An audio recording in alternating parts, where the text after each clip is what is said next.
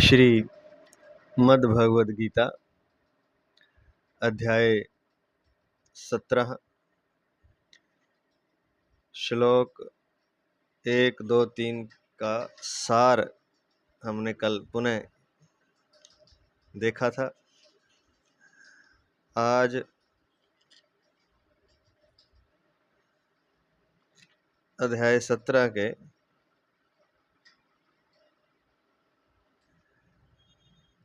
4, 5 और 6 तीनों श्लोकों का सार हम देखेंगे। हो सका तो 7वां श्लोक भी। तो कल हमने सुना था कि 17वें अध्याय के शुरू में अर्जुन ने भगवान से प्रश्न पूछा। वो प्रश्न 16वें अध्याय के 23वें श्लोक से संबंधित था, अर्थात उसके आगे की बात थी। क्योंकि 16वें अध्याय के 23वें श्लोक में भगवान ने कहा था कि जो मनुष्य शास्त्र विधि को छोड़कर अपनी इच्छा से मनमाना आचरण करता है, वह न सिद्धि अर्थात अंतःकरण की शुद्धि को, न सुख अर्थात शांति को, और न परम गति को ही प्राप्त होता है अर्थात मोक्ष को प्राप्त होता है। जो शास्त्र विधि को छोड़कर अपनी इच्छा से मनमाना आचरण करता है, चाहे वो साधना ही क्यों न कर रहा हो। इस तरह की साधना एक तरह से आसुरी संपत्ति है, इसलिए ना उसे सिद्धि, ना सुख, ना शांति मिलती है। ना सा सिद्धम वापनोति, ना सुखम, ना पराम गति। तो ये था 16वें अध्याय का 23वां। फिर 17वां अध्याय जब शुरू हुआ तो अर्जुन ने पूछा, अर्जुन के मन में ये प्रश्न आया कि हे कृष्ण, जो मनुष्य शास्त्र विधि का त्याग करके श्रद्धा पूर्वक देवता आदि का पूजन करते हैं, एक तो मनमाना आचरण करते हैं अपनी इच्छा से शास्त्र विधि का त्याग करके, एक तो उनकी बात तो भगवान ने बता दी। अब अर्जुन के मन में यह है कि शास्त्र विधि का तो त्याग करके करते हैं, लेकिन क्योंकि शास्त्र का उन्होंने पढ़ा ही नहीं, सुना ही नहीं, तो एक तरह से शास्त्र विधि का त्याग करके लेकिन श्रद्धा पूर्वक देवताओं का पूजन करते हैं। शास्त्रों को तो नहीं मानते, लेकिन देवताओं को मानते हैं, उनकी पूजा आदि भी करते हैं। शास्त्रों को इसलिए नहीं मानते कि कोई विरोध है, उन्होंने सुने नहीं, मतलब विरोध नहीं है शास्त्रों से कोई, लेकिन इतना ही पता ही नहीं, इतना ही पता है कि देवताओं का पूजन करना होता है घर की परंपरा से या जैसे भी। तो उनकी निष्ठा कौन सी है, अर्थात उनकी स्थिति क्या है, और फिर उनको कौन सी गति प्राप्त होती है, उनकी निष्ठा फिर कौन सी है, सात्विकी है अथवा राजसी तामसी, ये अर्जुन ने पूछा। अब भगवान ने उत्तर में जब उत्तर देना शुरू किया तो निष्ठा की बात नहीं बताई कि सात्विकी है, राजसी है, तामसी है, कि स्थिति क्या है, क्योंकि स्थिति तो बाद में बनेगी, पहले उनकी श्रद्धा कैसी है, श्रद्धा के अनुसार ही उनकी निष्ठा होगी अर्थात स्थिति होगी, और उसी स्थिति से उन्हें आगे परम गति आदि मिलेगी। तो सात्विकी राजसी तामसी निष्ठा नहीं बताई उन्होंने, सात्विकी राजसी तामसी श्रद्धा बताई, और कहा कि शास्त्र विधि ना जानता हो कोई मनुष्य है तो भी श्रद्धा तो उसके भीतर रहती रहे। श्रद्धा मानवीय गुण है, एक बताया था कल, किसी न किसी प्रकार की श्रद्धा उसमें रहती है, चाहे तामसी हो, चाहे राजसी हो, चाहे सात्विकी हो।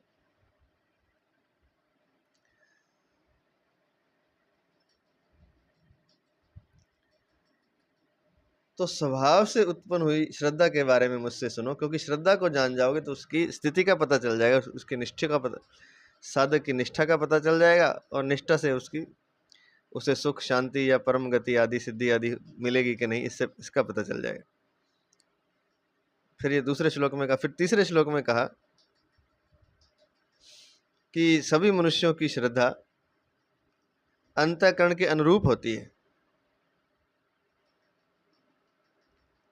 और मनुष्य श्रद्धा में है, यह पहले ही बता दिया, दूसरे श्लोक में भी बता दिया, यहाँ भी बता दिया, तीसरे में कि हे भारत, सभी मनुष्यों की श्रद्धा अंतःकरण के अनुरूप होती है। यह मनुष्य श्रद्धा में है, इसलिए जो जैसी श्रद्धा वाला है वही उसका स्वरूप है, अर्थात वही उसकी स्थिति अर्थात निष्ठा है। तो अंतःकरण के अनुरूप होती है, उसका अंतःकरण अर्थात उसका मन कैसा है। वो मन कैसे बनता है वो भी कल बता दिया था।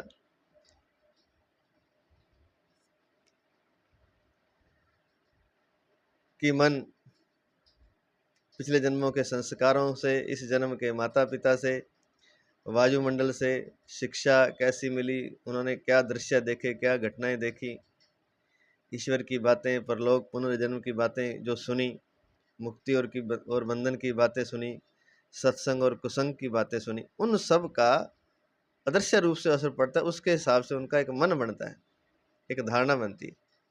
और इसके अलावा एक चीज़ और बताई थी जो बहुत ही महत्वपूर्ण है, वो ये बताया था, ये बार बार ये दो लाइनें समझने वाली हैं,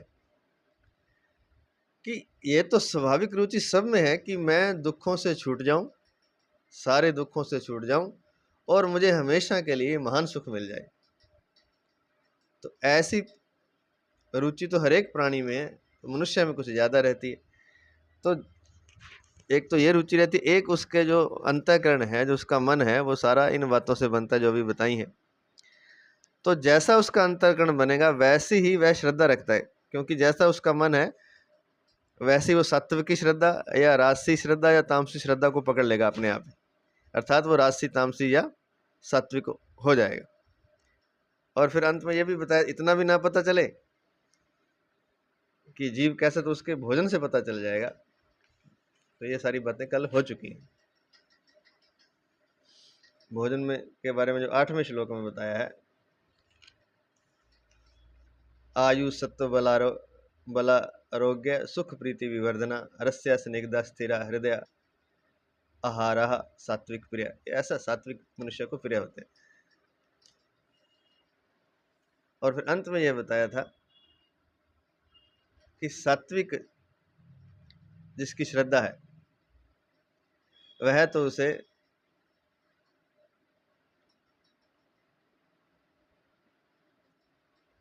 वह उसका कल्याण करेगी, सात्विक श्रद्धा उद्धार करेगी, अर्थात मोक्ष आदि प्राप्त हो सकता है, हो जाएगा अगर सात्विक श्रद्धा है।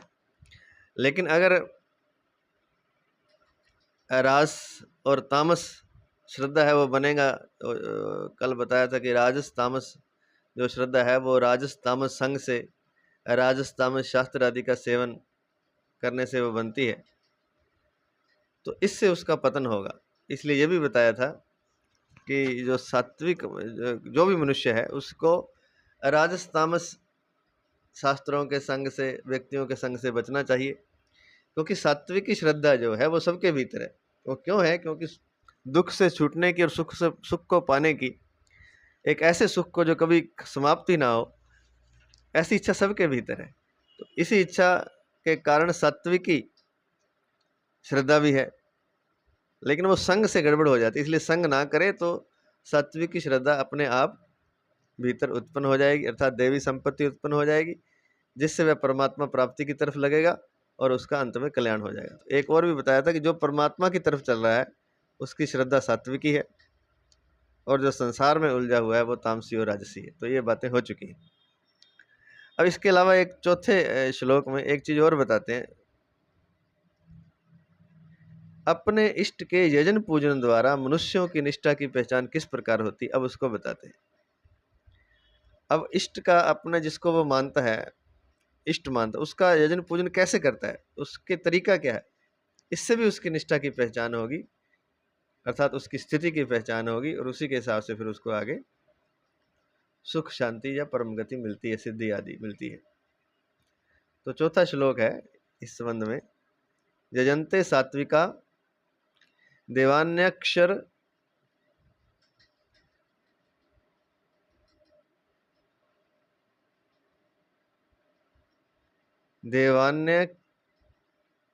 देवान यक्ष रक्षांसी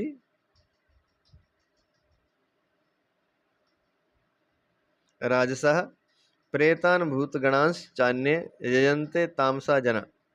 इसका अर्थ है सात्विक मनुष्य देवताओं का पूजन करते हैं, राजस मनुष्य यक्षों तथा राक्षसों का, और दूसरे जो तामस मनुष्य हैं वे प्रेतों और भूत गणों का पूजन करते हैं। अब इससे ही पहचान होगा कि ये मनुष्य सात्विक, सात्विक मनुष्य देवताओं का पूजन करेगा, राजस मनुष्य यक्षों तथा राक्षसों का करेगा, और दूसरे जो अन्य हैं जिसको तामस में आ जाएंगे वे भूत और प्रेतों का पूजन करते हैं। अब इसकी व्याख्या करते हुए विस्तार से डिटेल से मतलब बताते हैं। हम तो थोड़ा संक्षिप्त में करेंगे, पहले कर चुके हैं, इसलिए इसका सार हम निकालना चाहते हैं, तो सार, इसका सार स्पष्ट शब्दों में पता चल जाए। जयंते सात्विका देवान, सात्विक मनुष्य देवताओं का पूजन करते हैं, इससे उनकी निष्ठा की पहचान होती है। इसके बारे में बता रहे हैं महाराज जी, पूज्य महाराज जी राम सुखदास जी महाराज जी, परम श्रद्धेय, परम आदरणीय, परम पूजनीय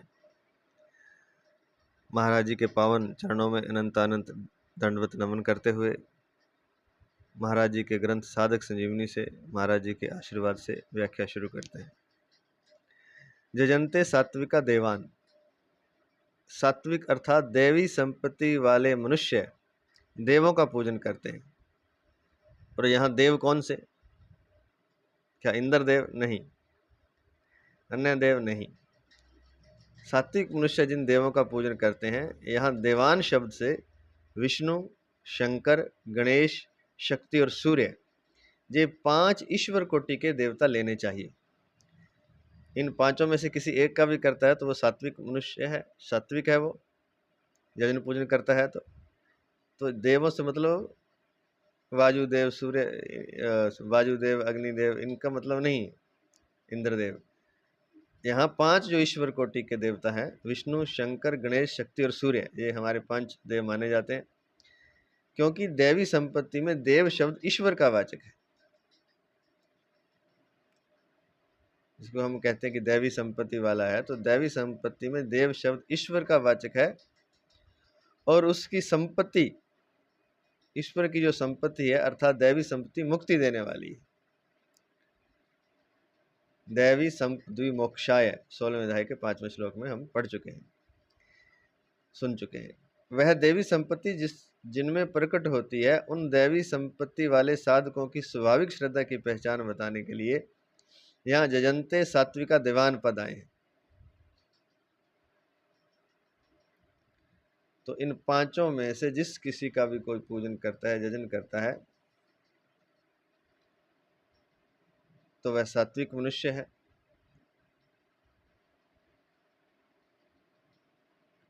और ऐसे ही उसकी निष्ठा भी सात्विक है और दैवी संपत्ति मुक्ति देने वाली है। लेकिन अगर इनकी पूजा भी कामना से कर रहे हैं कोई, तो वह बात नहीं है। निष्काम भाव से, केवल पूजा के लिए पूजा कर रहा है, या केवल प्रेम के लिए या मोक्ष के लिए हो सकता है, लेकिन अन्य कामना के लिए नहीं।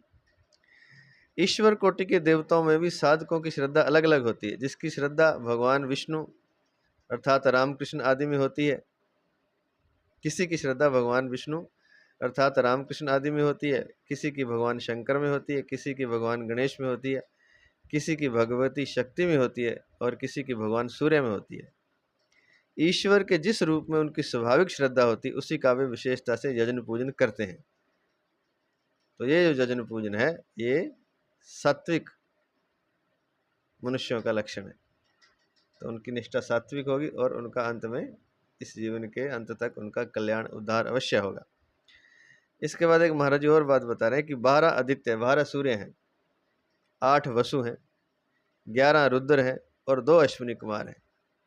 इन 33 प्रकार के शास्त्रोक्त देवताओं का निष्काम भाव से पूजन करना भी जजंते सात्विका देवान के अंतर्गत मानना चाहिए। तो एक तो 5 ईश्वर कोटि के देवताओं को जो मानते हैं, विष्णु, शंकर, गणेश, शक्ति और सूर्य, इनमें से किसी एक को भी यजन पूजन करते हैं तो वे सात्विक हैं। इसके अलावा ये 12 आदित्य, 8 वसु, 11 रुद्र और ये 2 अश्विनी कुमार, इन 33 प्रकार के देवताओं का, शास्त्रोक्त देवताओं का, 33 प्रकार के शास्त्रोक्त देवताओं का निष्काम भाव से पूजन करना भी सात्विक मनुष्य के अंतर्गत ही मानना चाहिए, अर्थात जजंते सात्विका देवान के अंतर्गत मानना चाहिए। कहते हैं ना 33 कोटि देवता है हिंदुओं में या सनातन में, तो वही ये 33 कोटि मतलब 33 प्रकार, कोटि करोड़ नहीं है, कोटि माने प्रकार से संबंध, क्योंकि 12 आदित्य हैं, 8 वसु हैं, 20, 11 रुद्र, 31 और 2 अश्विनी कुमार, 33।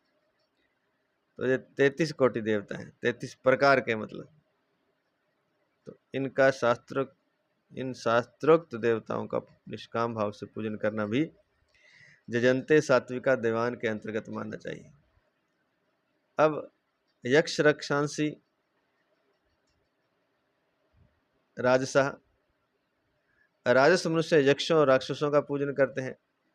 यक्ष राक्षस भी देव योनि में है, ये नई बात बता रहे हैं, पहले नहीं सुनी हुई। यक्ष तो सुना हुआ था कि देवता ही होते हैं, राक्षसों का नहीं पता था। यक्ष राक्षस भी देव योनि में है। यक्षों में धन के संग्रह की मुख्यता होती है और राक्षसों में दूसरों का नाश करने की मुख्यता होती है ये भी देव योनि। तो कुछ लोग इनका पूजन करते हैं, धन के संग्रह के लिए यक्षों का, दूसरों का नाश करने के लिए राक्षसों का, अपनी कामना पूर्ति के लिए और दूसरों का विनाश करने के लिए राजस मनुष्यों में यक्षों और राक्षसों का पूजन करने की प्रवृत्ति होती है। तो जो यक्षों और राक्षसों का पूजन करते हैं वो राजस मनुष्य हैं। और तामस कौन से हैं? प्रेतान भूत गणाश्चान्य जजन्ते तामसा जना।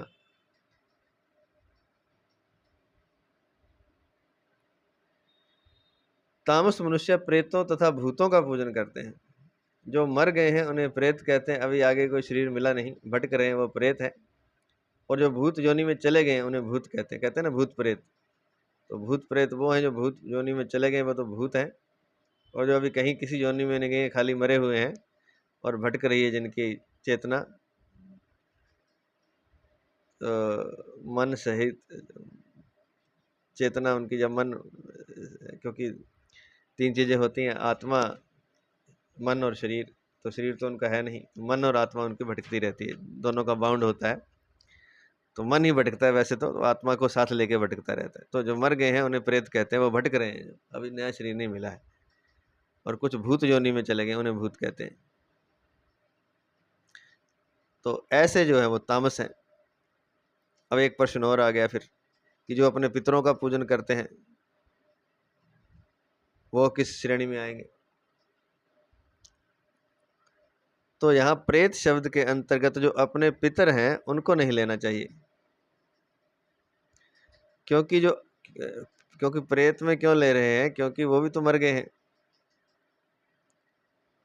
लेकिन वहां उनको नहीं लेना है, क्योंकि जो अपना कर्तव्य समझकर निष्काम भाव से अपने अपने पितरों का पूजन करते हैं वे तामस नहीं कहलाएंगे, प्रत्युत सात्विक ही कहलाएंगे। अगर वो निष्काम भाव से अपना कर्तव्य समझकर, कुछ लेना नहीं है पितरों से, ऐसे ही, क्योंकि पितरों का श्राद्ध भी करते हैं हम, तो ये अपना कर्तव्य समझकर निष्काम भाव से जो करते हैं उनको भी सात्विक में ले लेना चाहिए, सात्विक मनुष्यों में। अपने अपने पितरों के पूजन का भगवान ने निषेध नहीं किया है। पितृन्यान्ति पितृव्रतः, गीता 9:25 में आया था। तात्पर्य है कि जो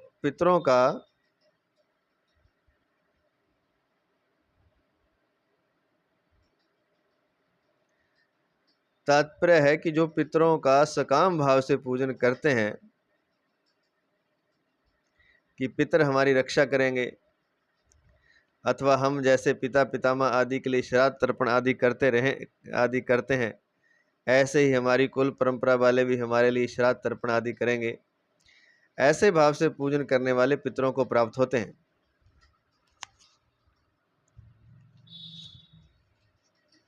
तो सबसे पहली बात तो ये कि भगवान ने पितरों का निषेध नहीं किया, बल्कि कहा है पितरों का पूजन कर।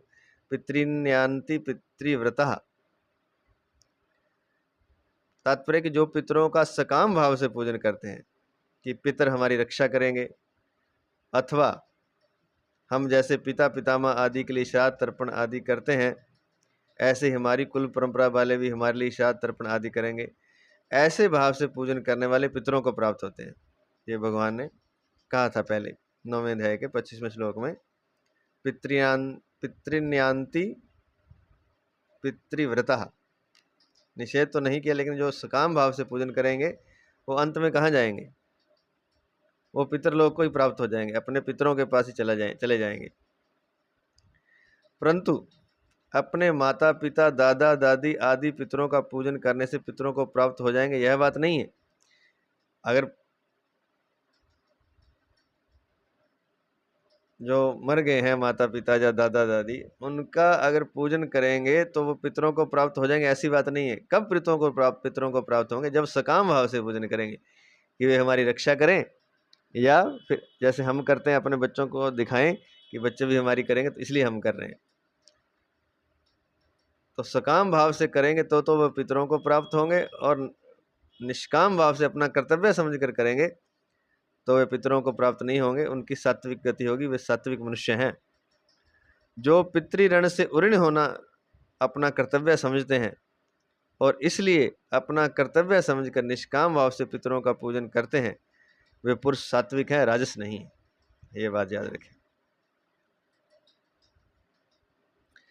जो कर्तव्य समझकर कर रहे हैं पितरों का पूजन, वे सात्विक हैं और वे पितरलोक को प्राप्त नहीं होंगे, वे सात्विक मनुष्यों की उनकी गति होगी, अर्थात मुक्ति आदि होगी।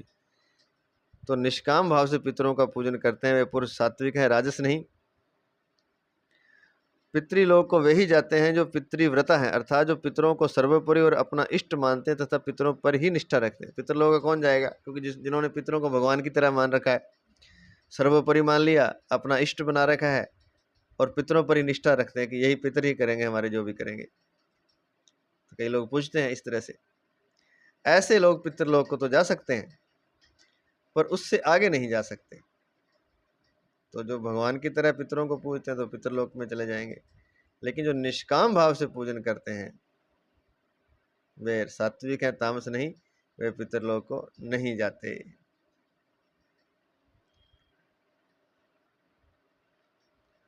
कुत्ते कौवे आदि को भी जो निष्काम भाव से रोटी देते हैं, क्योंकि शास्त्रों में ऐसा विधान है, उससे उनकी योनि प्राप्त नहीं होती, क्योंकि वह उनका इष्ट नहीं है। वो तो निष्काम भाव से वैसे ही रोटी दे दी।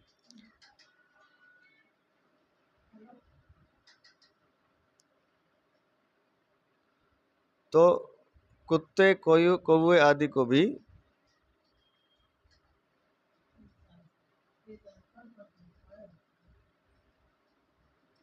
उनकी योनि प्राप्त नहीं होती, क्योंकि वह उनका इष्ट नहीं है। वे तो शास्त्र की आज्ञा के अनुसार चलते हैं। इसी मतलब ये है कि अगर तो इष्ट मानते हैं आप पितरों को तो आप वहां जाएंगे, उस लोक में जाएंगे। और दूसरी बात, वो तभी वो तामसी माना जाएगा अगर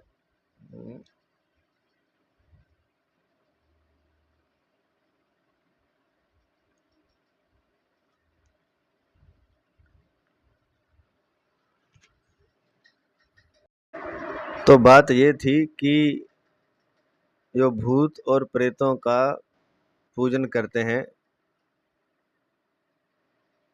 वे तामस पुरुष हैं, और वे अंत में उन्हें ही प्राप्त होते हैं, भूत और प्रेतों को। क्योंकि जिसका पूजन करेंगे, यक्ष और राक्षसों का जो पूजन करते हैं वे राजस हैं, और वे अंत में उन्हें ही प्राप्त होते हैं। देवताओं का जो पूजन करते हैं, विष्णु शंकर गणेश शक्ति और सूर्य का, वे उन्हें ही प्राप्त होंगे अंत में। इसके अंतर्गत 12 आदित्य, 8 वसु, 11 रुद्र और 2 अश्विनी कुमार, इनका भी निष्काम भाव से पूजन करते हैं। वो देवताओं के पूजन में ही ले लिया था, जयंते सात्विका देवान। अब रही पितरों की बात। तो पितरों का जो पूजन है वो तामस नहीं है, वो कारण उसका बता दिया। जैसे वो उदाहरण दिया कि कुत्ते कौवे को भी रोटी देते हैं, तो वो कुत्ते और कौवे की योनि थोड़ी मिलेगी उसको रोटी देने से, क्योंकि वो निष्काम भाव से रोटी देते हैं शास्त्र विधान के अनुसार कि इनको रोटी देनी चाहिए, इसलिए तो उनको वो योनि प्राप्त नहीं होगी, क्योंकि कोई कुत्ता और कौवा उनका इष्ट नहीं है। अगर इष्ट मानकर आप किसी की पूजा कर रहे हैं तो आप उसी योनि को प्राप्त होंगे। देवताओं की पूजा कर रहे हैं तो देवताओं को, दैवी संपत्ति को, राक्षसों की यक्षों की कर रहे हैं तो यक्ष राक्षसों को, भूत प्रेतों की कर रहे हैं तो भूत प्रेतों, अपना इष्ट मानकर सकाम भाव से कर रहे हैं तो अपना इष्ट मानकर कर रहे हैं तो। इसी प्रकार पितरों का श्राद्ध तर्पण भी शास्त्र की आज्ञा के अनुसार निष्काम भाव पूर्वक करने से पितृजोनि प्राप्त नहीं हो जाती। शास्त्र या भगवान की आज्ञा मानकर करने से उनका उद्धार ही होगा। अगर वो पितरों का पूजन करते हैं शास्त्र की आज्ञा मानकर तो उनका उद्धार ही होगा, अर्थात वह सात्विक में ही गिना जाएगा, सात्विक मनुष्यों में।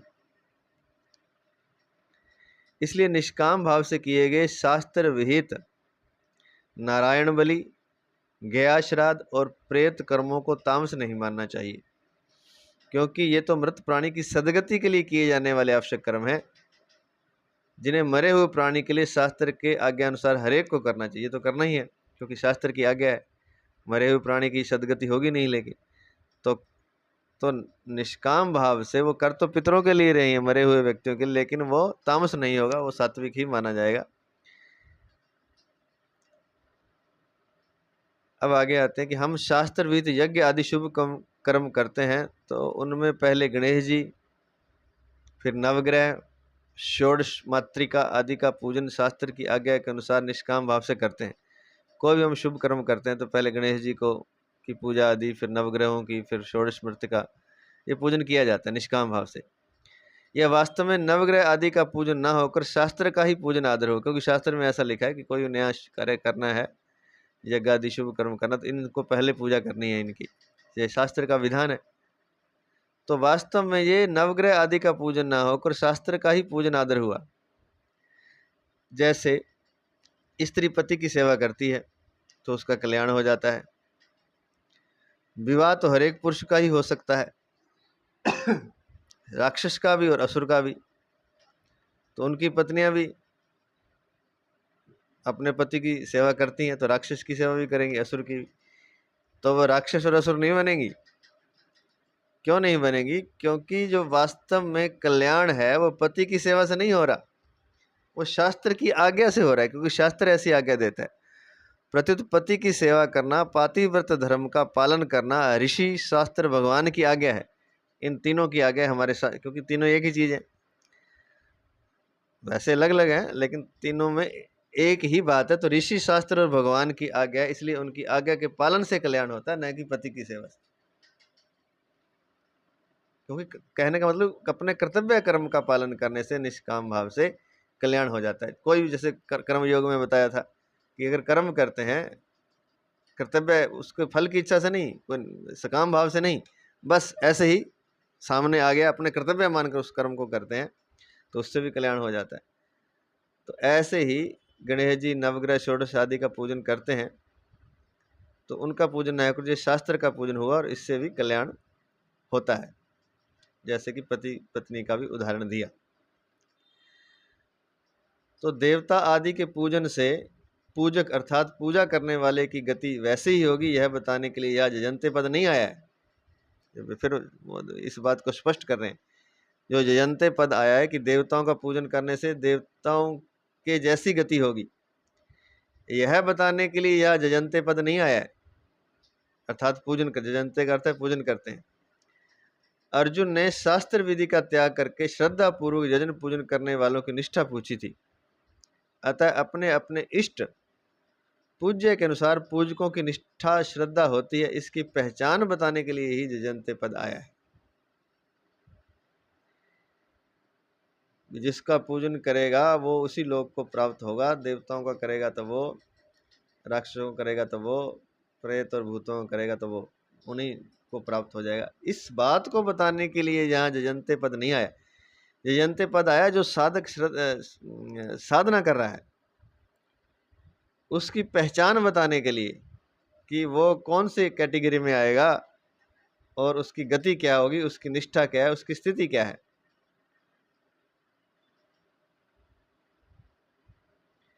अपने अपने इष्ट अर्थात पूज्य के अनुसार पूजकों की निष्ठा या श्रद्धा होती है। जैसा उसका पूज्य है उसी के अनुसार पूजक अर्थात जो सेवक होता है उसकी निष्ठा या श्रद्धा होती है। इसकी पहचान बताने के लिए ये जजंते पद है, क्योंकि उसकी पहचान से, किसी व्यक्ति विशेष की पहचान से उसकी सात्विकी, राजसी या तामसी श्रद्धा का पता चलेगा, और इससे उसकी निष्ठा की पहचान होगी, और उसी से, उसकी निष्ठा से ही पता चलेगा कि वो उसकी क्या गति होगी आगे। ये समझ में आ गई होगी बात। और भी स्पष्ट कर रहे हैं महाराज जी, परिशिष्ट भाव में स्पष्ट कर रहे हैं। देवताओं का पूजन करने वाले सात्विक मनुष्य शरीर छूटने पर देवताओं को प्राप्त होते हैं।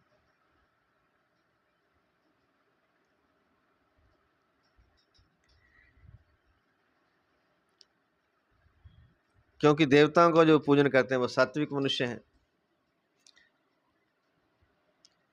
देवताओं का पूजन करने वाले सात्विक मनुष्य शरीर छूटने पर देवताओं को प्राप्त होते हैं। यक्ष राक्षसों का पूजन करने वाले राजस मनुष्य यक्ष राक्षसों को प्राप्त होते हैं। तो यक्ष राक्षसों का पूजन करने वाले राजस मनुष्य हैं, देवताओं का पूजन करने वाले सात्विक हैं, और भूत प्रेतों का पूजन करने वाले तामस मनुष्य भूत प्रेतों को प्राप्त होते हैं। गीता 9वें अध्याय का 25वां श्लोक ये बता चुके हैं पहले। तो जिसका जो पूजन करेगा उसको प्राप्त होगा। लेकिन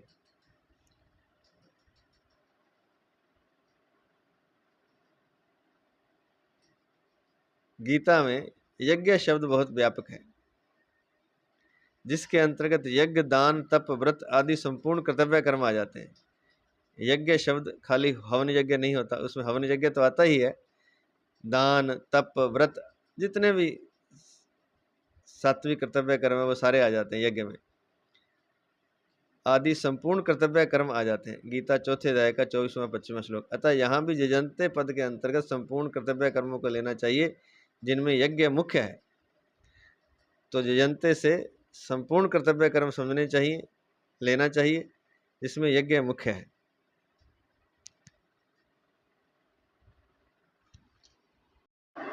तो ये बात थोड़ी सी स्पष्ट कर लें कि देवता आदि के पूजन से पूजक अर्थात पूजा करने वाले की गति वैसी ही होगी, यह बताने के लिए यजन्ते पद नहीं आया है। होगी तो गति उसकी वैसी ही। देवता का पूजन करेगा तो देवता की गति होगी। जैसे कि देवता से मतलब विष्णु, शंकर, गणेश, शक्ति और सूर्य, तो उन्हें देवताओं की प्राप्ति होगी, या देवलोक में चले जाएंगे। इन लोकों, विष्णु लोक, शंकर, गणेश, शक्ति और सूर्य। और राक्षसों का पूजन करने वाले यक्ष राक्षसों को प्राप्त होंगे, भूत प्रेतों का पूजन करने वाले भूत प्रेतों को प्राप्त होंगे। तो ये तो होंगे, लेकिन यहाँ जजन्ते पद वो इसलिए आया था कि उस मनुष्य की प्रवृत्ति का पता चले, उसकी श्रद्धा का पता चले, उसकी निष्ठा और श्रद्धा क्या है, इस पहचान बताने के लिए जजन्ते पद, अर्थात उसकी पूजा से पता चल जाएगा। कहने का तो सार बात यह है कि वो पूजा किसकी कर रहा है। अगर वो पंचदेवों की कर रहा है, विष्णु, शंकर, गणेश, शक्ति और सूर्य की, तो वह सात्विक मनुष्य है। उसी के अंतर्गत 12 आदित्य, 8 वसु, 11 रुद्र, 2 अश्विनी कुमार, इनकी भी निष्काम भाव से करता है तो वो सात्विक है। सकाम भाव से नहीं, निष्काम भाव से करता है तो वो सात्विक है, ध्यान रखें। और अगर यक्ष और राक्षसों की करता है तो वो राजसी प्रवृत्ति का है, और भूत प्रेत की करता है तो वो तामसी है। तो राजसी और तामसी का तो क्या होगा, अधोगति में जाएंगे। सात्विक मनुष्य जो है, जिनकी सात्विक निष्ठा और श्रद्धा है, जो उसके पूजन से पता चल जाए, क्योंकि वो देवताओं का पूजन करते हैं, विष्णु, शंकर, गणेश, शक्ति और सूर्य आदि का। आदि नहीं, सूर्य, इन 5 ईश्वर कोटि के देवताओं का। सात्विक अर्थात दैवी संपत्ति वाले मनुष्य देवों का पूजन करते हैं। यहाँ देवान शब्द से विष्णु, शंकर, गणेश, शक्ति और सूर्य, ये 5 ईश्वर कोटि के देवता लेने चाहिए, क्योंकि दैवी संपत्ति में देव शब्द ईश्वर का वाचक है, और उसकी संपत्ति अर्थात दैवी संपत्ति मुक्ति देने वाली है। दैवी संपद्वि मोक्षाय 16:5। वह दैवी संपत्ति जिनमें प्रकट होती है, उन दैवी संपत्ति वाले साधकों की स्वाभाविक श्रद्धा की पहचान बताने के लिए या जजन्ते सात्विका देवान पद आए हैं, उनकी पहचान बताने के लिए कि वो सात्विक मनुष्य है, राशि है या तामसी है, तो पता चल जाएगा उनके पूजन से। तो देवताओं का जो पूजन करता है ब्रह्मा, शंकर, विष्णु, शंकर, गणेश, शक्ति और सूर्य का, वो तो उनका तो कल्याण हो जाएगा, उद्धार हो जाएगा। राशि और तामसी अधोगति में जाएंगे। और फिर अंत में एक बात और दी है प्रेतान भूत गणांश चान्य, गणांश चान्य, जो हमारे पितर हैं वे दूसरों के लिए भूत हैं, और जो दूसरों के पितर हैं वे हमारे लिए भूत हैं।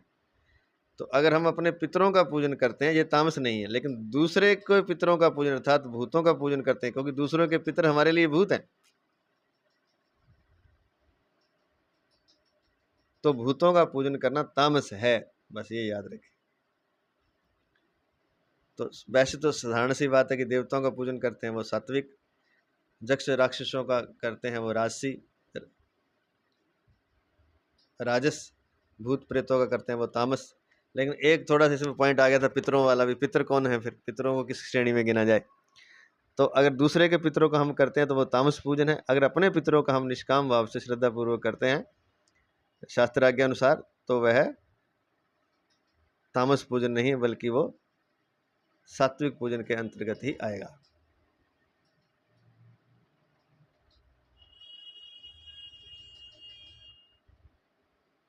ये बता दिया।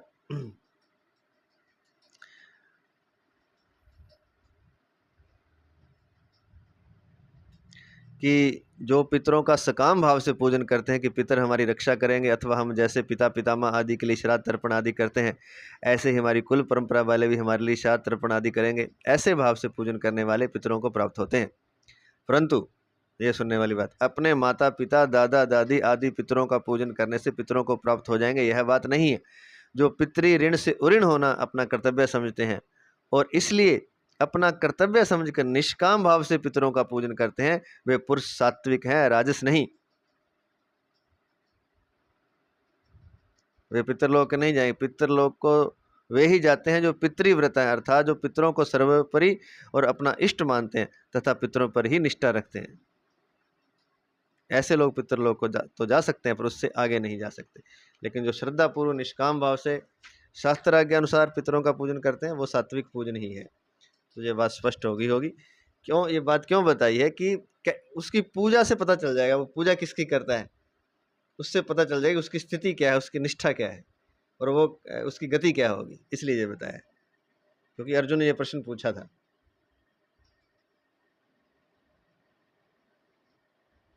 अर्जुन ने शास्त्र विधि का त्याग करके श्रद्धा पूर्वक यजन पूजन करने वालों की निष्ठा पूछी थी।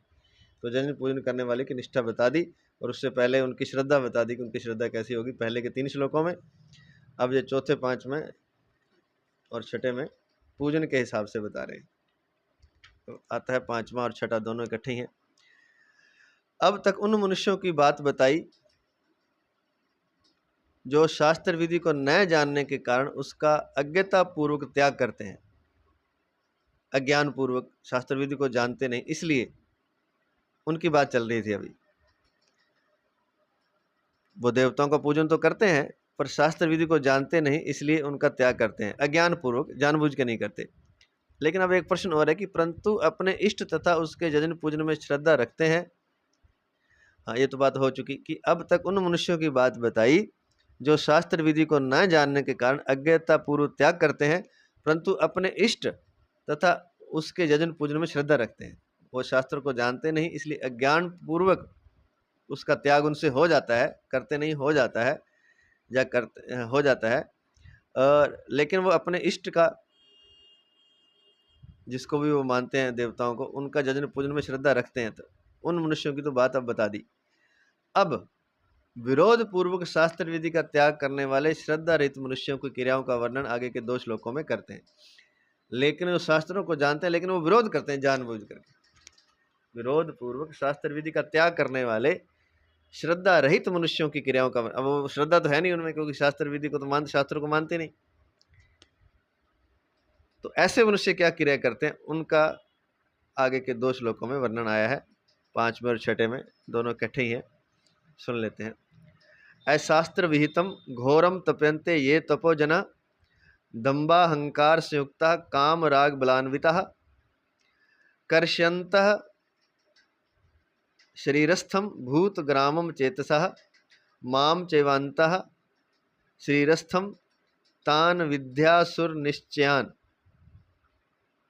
इसका अर्थ है, जो मनुष्य शास्त्र विधि से रहित घोर तप कर, तप तो वो भी करते हैं लेकिन शास्त्र विधि से रहित करते हैं, जो दंभ और अहंकार से अच्छी तरह युक्त हैं, जो भोग पदार्थ आसक्ति और हठ से युक्त हैं, उनको भोग पदार्थ भी चाहिए, उनकी वस्तु व्यक्ति पदार्थों में आसक्ति भी है और हठ भी है उन्हें पाने का, जो शरीर में स्थित 5 भूतों को अर्थात पंच भौतिक शरीर को, शरीर में क्या है, 5 भूत कौन से, पृथ्वी जल अग्नि वायु आकाश, तो जो शरीर में स्थित 5 भूतों को अर्थात 5 भौतिक शरीर को तथा अंतःकरण में स्थित मुझ परमात्मा को, उनके 5 भौतिक शरीर में उनके मन में जो मैं स्थित हूँ उस मुझ परमात्मा को भी कृश करने वाले हैं, अर्थात उसको भी अपने तप से हठ से सुखाते हैं, अपने शरीर की पृथ्वी जल अग्नि वायु आकाश जो है उसको सुखा डालते हैं वो अपने हठ से, और मुझ परमात्मा को भी कृश करते हैं उसके साथ ही, क्योंकि मैं भी भीतर ही रहता हूँ। उन अज्ञानियों, क्योंकि जो मेरा रहने का स्थान है शरीर, उसको वे कृष्ण कर रहे हैं तो मुझे कष्ट दे रहे हैं, मुझे कृष्ण कर रहे हैं, तो उन अज्ञानियों को तू आसुर निष्ठा वाले, आसुरी संपत्ति वाले समझ। अब पूजा तो ये भी कर रहे हैं, शास्त्र विधि से रहित कर रहे हैं, पूजा तो क्या तप कर रहे हैं, लेकिन शास्त्र को नहीं मानते, तो ये आसुरी संपत्ति वाले हैं।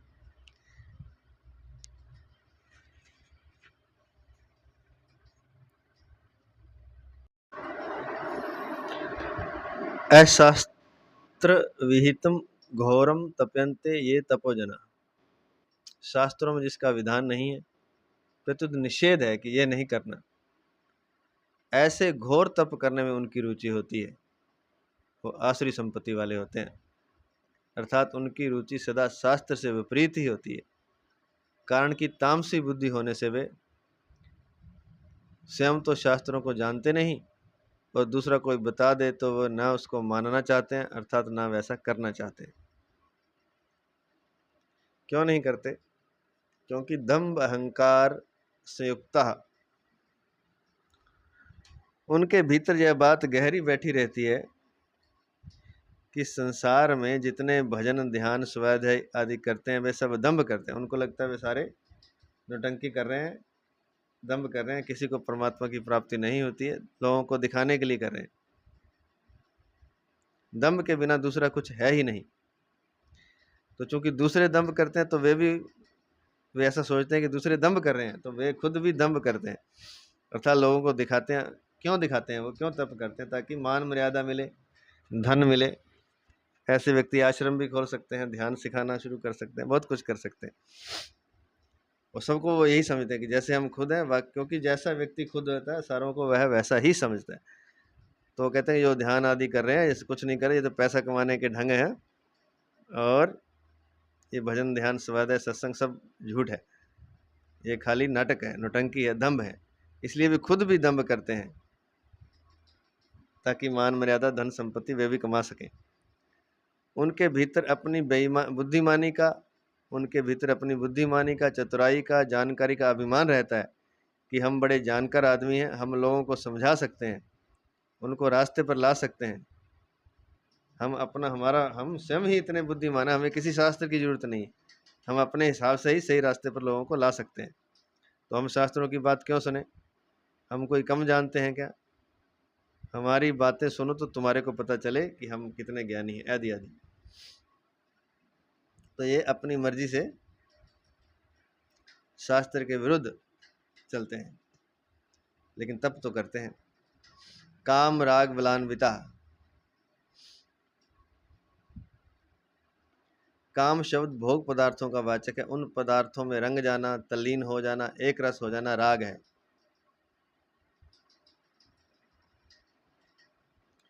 और उनको प्राप्त करने अथवा उनको बनाए रखने का जो हठ दुराग्रह है वह बल है। इनसे सदा युक्त रहते हैं।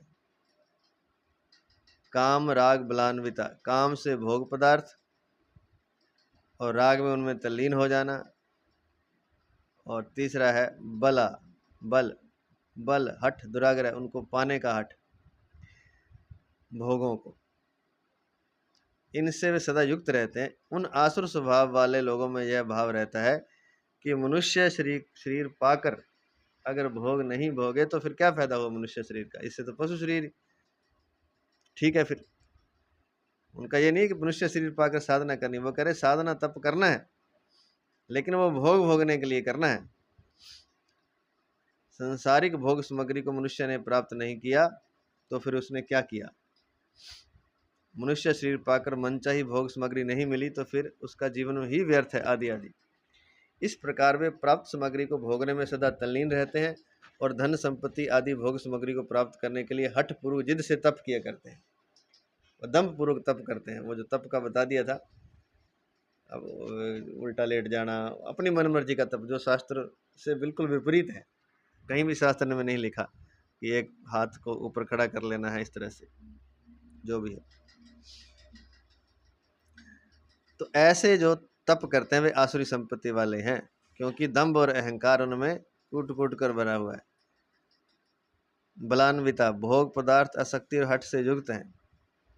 और कर्ष्यंता शरीरस्थम भूत ग्रामम, वे शरीर में स्थित पंचभूतों पृथ्वी जल तेज वायु और आकाश को कृश करते हैं, शरीर को सुखाते हैं। इसी को तप समझते हैं। शरीर को कष्ट दिए बिना तप नहीं होता, ऐसी उनकी स्वाभाविक धारणा रहती है। बल्कि वास्तविकता ये है जो आगे 14वें 15वें और 16वें श्लोक में हम कर चुके हैं, उसमें बताया था इसी अध्याय के कि शरीर वाणी और मन के तप का वर्णन हुआ है।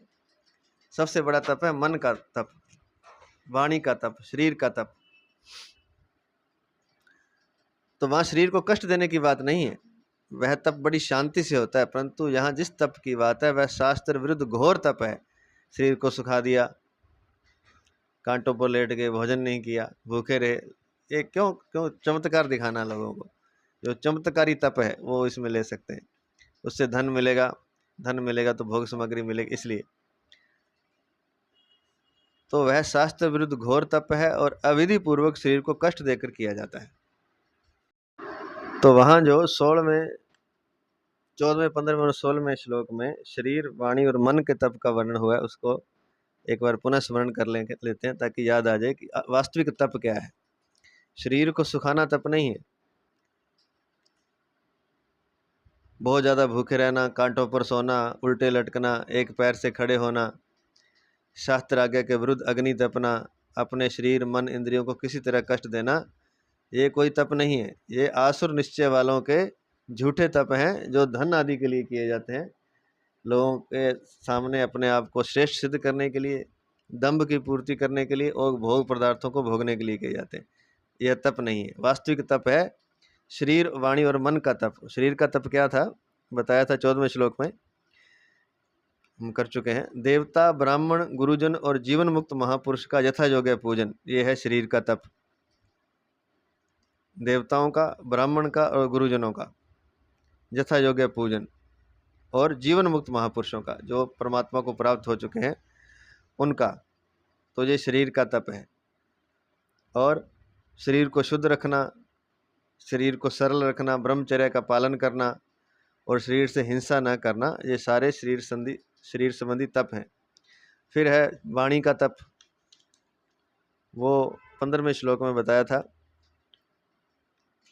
जो किसी को भी उद्विग्न न करने वाला सत्य और प्रिय तथा हितकारक भाषण है। जो किसी के मन में कोई तरंगे नहीं उठाता, किसी के मन को अशांत नहीं करता, उद्विग्न नहीं करता, ऐसी वाणी बोलना, ये तप है, वाणी का तप है। ये ऐसी वाणी सत्य और प्रिय तथा हितकारक, सच भी बोलना है, लेकिन ऐसा सच नहीं बोलना कि दूसरे का हृदय ही जल जाए। कई ऐसा सच भी बोल रहे कि बात तो मैं तो सच है, सच तो कह के रहेंगे। हाँ, सच नहीं कहना, वो तो झूठ बोल रहे हैं, वो तो सच है ही नहीं। सत्य बोलना है, लेकिन सत्य भी प्रिय बोलना है और दूसरे का हित करता हो। ऐसा सत्य नहीं बोलना जो दूसरे का अहित करता हो और जो दूसरे को ठेस पहुंचाता हो। तो ये वाणी का तप है। तथा स्वाध्याय और अभ्यास, नाम जप आदि भी वाणी संबंधी तप कहा जाता है। और अपने शास्त्रों का अध्ययन करना और अपने आप का अध्ययन करना और नाम जप आदि का अभ्यास करना, ये भी वाणी संबंधी तप है। फालतू बोल रहे हैं इधर उधर बकवास, उससे तो भगवान का नाम जप करो, तो ये वाणी का तप है। तो शरीर का तप हो गया वाणी। और फिर मन के तप का वर्णन हुआ था 16वें श्लोक में। मन की प्रसन्नता, सौम्य भाव, मननशीलता, मन का निग्रह,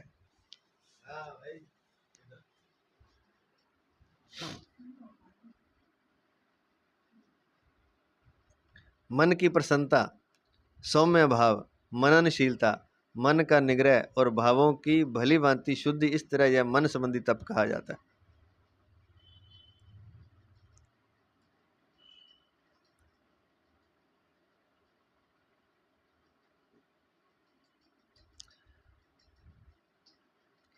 मन में अशांति, हलचल आदि कब होते हैं? जब मनुष्य धन संपत्ति, स्त्री पुत्र आदि नाशवान चीजों का सहारा लेता है तो मन अशांत होता है। तो इन नाशवान चीजों का सहारा नहीं लेना, परमात्मा का सहारा लेगा तो उनका मन प्रसन्न रहेगा, शांत रहेगा, सौम्य रहेगा। तो इस तरह से मन की प्रसन्नता, ये मन का तप है।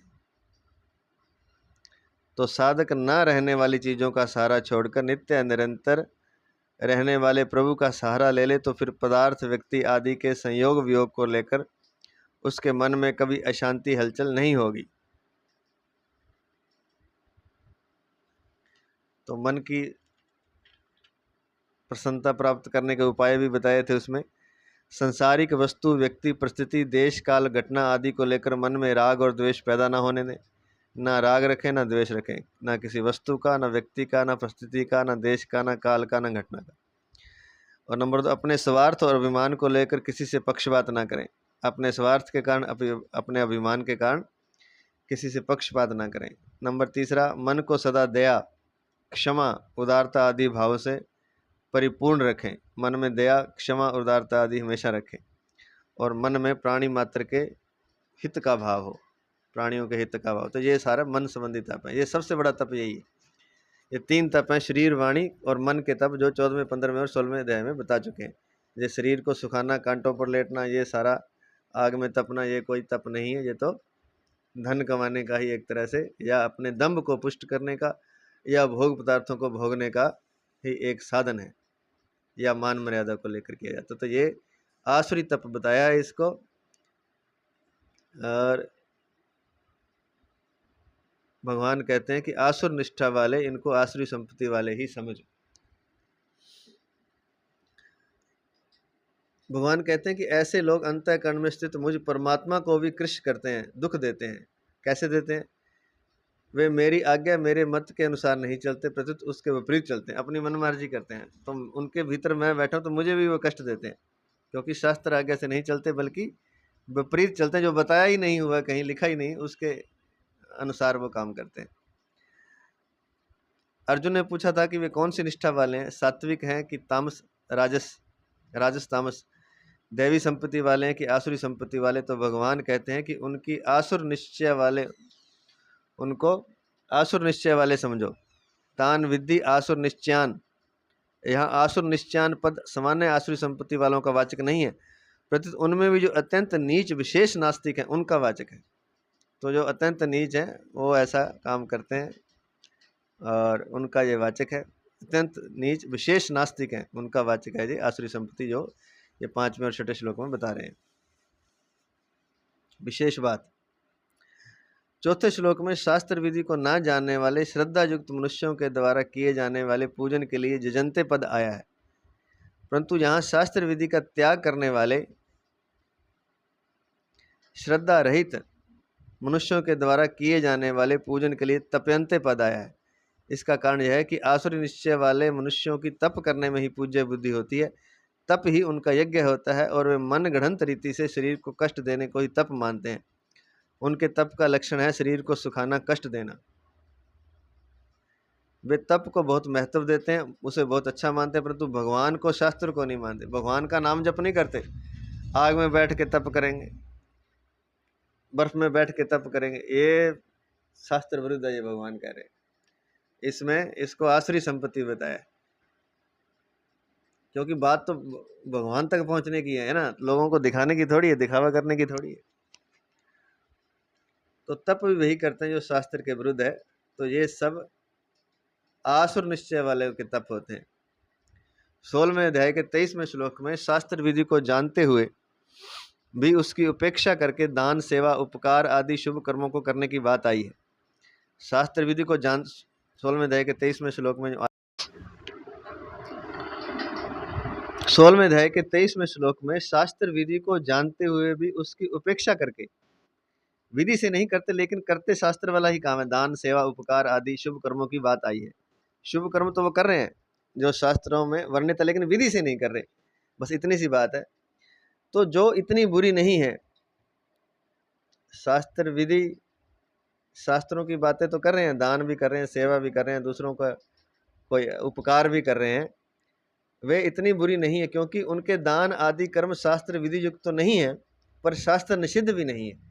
वो शास्त्र की विधि से, शास्त्र के नियम मर्यादा से तो नहीं कर रहे, लेकिन शास्त्र में कोई मना थोड़ी किया है कि किसी का दान करने में, किसी का कोई फायदा कर दो, किसी को धन दे दो, किसी का कष्ट दूर कर दो।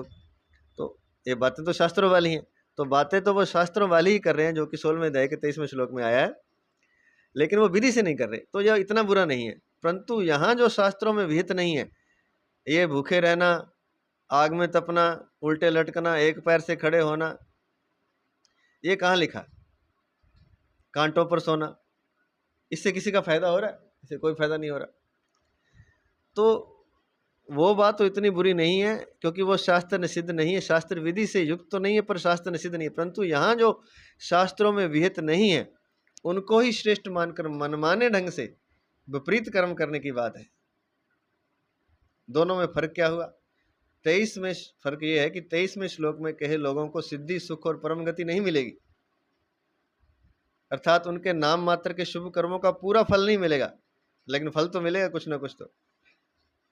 परंतु यहाँ कहे लोगों को तो नीच योनियों तथा नरकों की प्राप्ति होगी, जो इस तरह का तप करते हैं, क्योंकि इनमें दंभ और अभिमान है, इनमें अहंकार है, वो ये दिखावा कर रहे हैं, दंभ करते हैं, तो इसलिए इनको नीच योनि मिलेगी। वहाँ उनको नीच योनि तो, वहाँ तो जो वो शास्त्र विधि युक्त, शास्त्र विधि का त्याग करके शास्त्र दान सेवा उपकार आदि करते हैं, तो शास्त्र निषिद्ध तो नहीं है, लेकिन शास्त्र विधि का उपयोग नहीं किया उन्होंने, तो उनको सिद्धि, सुख और परम गति नहीं मिलेगी, लेकिन नरक में तो नहीं जाएंगे, उसका कोई पृथ्वी लोक का संसारिक फायदा तो मिलेगा उनको।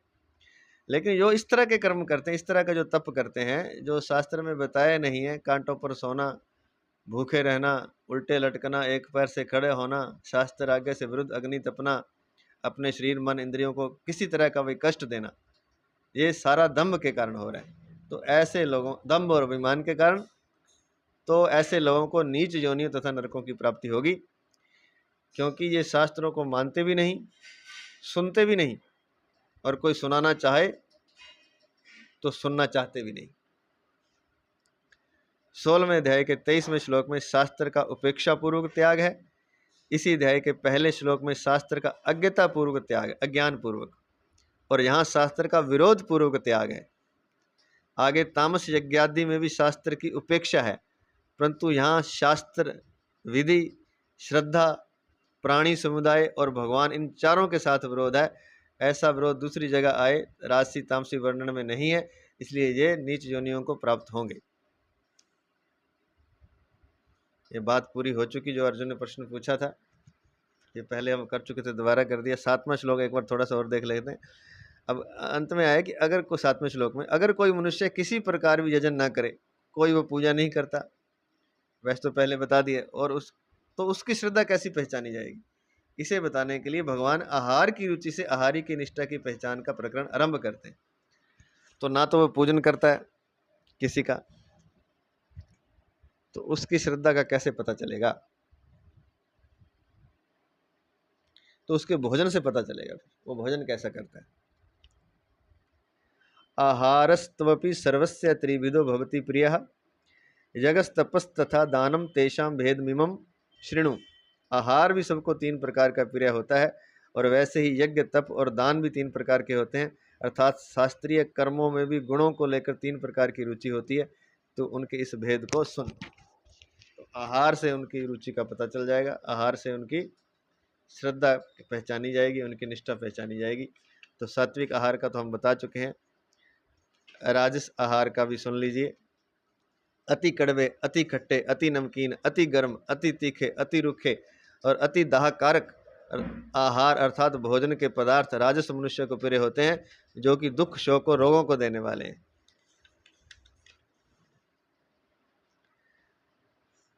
और इसके अलावा तामस मनुष्य को क्या प्रिय होता है? जो भोजन सड़ा हुआ, रस रहित, दुर्गंधित, बासी और जूठा है।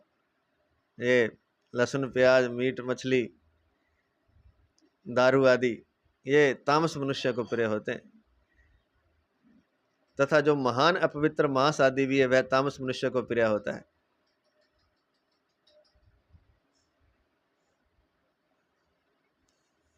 तो ये भोजन से उनकी तामसी, राजसी और सात्विकी श्रद्धा पता चल जाएगी, और उससे उनकी निष्ठा का पता चलेगा, अर्थात उनकी स्थिति का पता चलेगा, और उनकी आगे क्या गति होगी इसका भी इसी बातों से पता चल जाएगा। तो जो यजन पूजन नहीं करते उनका। तो मेरे ख्याल से ये बात स्पष्ट हो गई पूरी तरह से। तो आज चौथे, पांचवें, छठे और सातवें श्लोक तक का सार आ गया, और इसके अलावा 8, 9 और 10 इनका भी सार बता दिया, जो सारा पहले बता चुके हैं। तो जो बात जो थी, जो अर्जुन ने पूछा था कि उनकी निष्ठा कैसी होगी, जो शास्त्र विधि को जानते ही नहीं लेकिन श्रद्धा रखते हैं, अर्थात पूजन वगैरह करते हैं, तो उनके पूजन से, उनके भोजन से, उनकी श्रद्धा से उनकी निष्ठा का पता चलेगा, और उनकी आगे क्या गति होगी, सुख शांति और परम गति होगी या नहीं होगी, कैसे होगी, ये सारा उनकी श्रद्धा से, उनके भोजन से, उनके पूजन से ये पता चल जाता है। इसका डिटेल से बता दिया भगवान श्री कृष्ण ने। 10 श्लोकों में ये बात पूरी हो गई। अब इस अध्याय का जो शेष भाग रहता है 26, 27, 28वां श्लोक, वो हम कल करेंगे। तो कल ये 70वां अध्याय पूर्ण हो जाएगा। आज इतना ही। जय श्री कृष्ण, जय श्री कृष्ण, जय जय श्री कृष्ण।